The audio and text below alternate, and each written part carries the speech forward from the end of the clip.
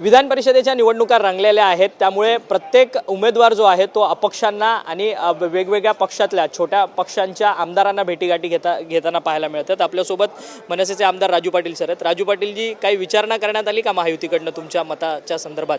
विचारणा दोन्हीकडनं करण्यात येते, परंतु सर्वस्वी निर्णय आमचे मान्य राजसाहेब घेत असतात, त्यामुळे कोणी किती विचारणा केला तर तिकडनं जो आदेश येईल त्याप्रमाणेच पुढे जाणार।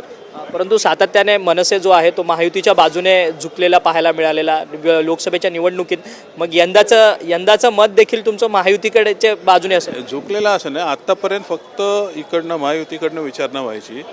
या पहिल्या इलेक्शनला समोरनं पण काही लोकांनी विचारणा केलेली आहे। नावं कोण आहेत तुम्हाला महाविकास आघाडी? नावं समोरची जी 3 आहेत त्यापैकी 2 आहेत। नावं सांगण्यापेक्षा ते त्यांचे प्रयत्न करतात, अर्थात त्यांना तो अधिकार आहे, परंतु या बाबतीत मला जास्त अधिकार नाही आहेत ना। मी मान्य राजसाहेब जे सांगतील त्या हिशोबानेच करणार। त्या महाविकास आघाडीच्या नेत्यांची गाठभेट जी आहे ती राज ठाकरे यांच्यासोबत होण्याची शक्यता आहे का? नाही, बिलकुल नाही। मान्य राजसाहेब अमेरिकेत आहेत, बृहन महाराष्ट्र मंडळाच्या कार्यक्रमासाठी ते अमेरिकेला गेलेले आहेत, त्यामुळे त्यांच्याशी फोनवर बोलणं होईल माझं उद्या वगैरे, त्यामुळे त्यांची थेट काय बोलणं होईल फोनवर फार होऊ शकतो। तुमचे एकेकाळचे जे सहकारी राहिलेले आहेत पुण्यातले वसंत मोरे, त्यांनी आज ठाकरे गटामध्ये पक्षप्रवेश केलेला आहे। किती वेळा बोलणार त्यांच्यावर? ते रोज पक्ष बदलतील, रोज बोलायचं काय आम्ही? आमच्यासाठी तो विषय संपलेला आहे। परंतु एकेकाळचे तुम्ही सगळे सहकारी होता। खरं तर पुण्यामध्ये आता ते शिवसेना वाढवणार, ठाकरे पक्ष वाढवणार, ठाकरेंचा पक्ष असं सातत्याने ते म्हणतात। नाही, ते ठीक आहे ना, त्यांनी वंचित वाढवली तसं ठाकरेंचा पक्ष वाढवतील, ते त्यांना शुभेच्छा आहेत आमच्या। परंतु एकेकाळ त्यांचंच एक वक्तव्य सोशल मीडियावरती व्हायरल होतंय की मी कधी वंचित सोडून जाणार नाही म्हणून। हा, तेच ना, आता तो विचार लोकांनी करावा किंवा ठाकरे गटाने करावा। एकीकडे विचार न करायची आणि दुसरीकडे असे माणसं घ्यायची, ते त्यांना सूट होते, त्यामुळे त्याच्यात आम्हाला जास्त बोलायचंच नाही। खरं तर किती वेळा बोलणार? ते उद्या परत पक्ष बदलला, उद्या परत बोलायचं। त्यांचं इंजिन भरकटलंय का?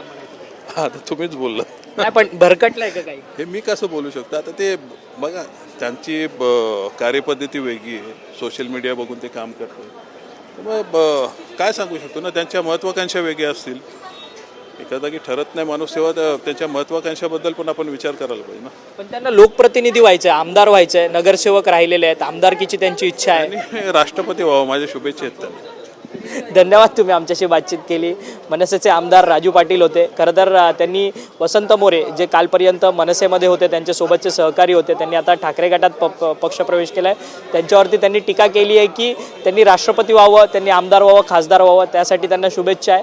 त्यांच्या संदर्भात काय बोलावं अशी जी मिश्किल प्रतिक्रिया जी आहे ती राजू पाटील यांनी आपल्याशी बोलताना केलेली आहे। व्हिडिओ जर्नलिस्ट प्रेम मात्रेसह अक्षय मंकणे, TV9 मराठी, मुंबई।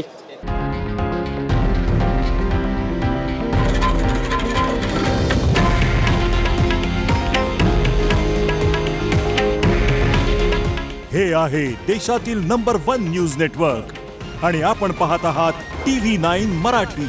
काळजी तुमची, हित महाराष्ट्राचं।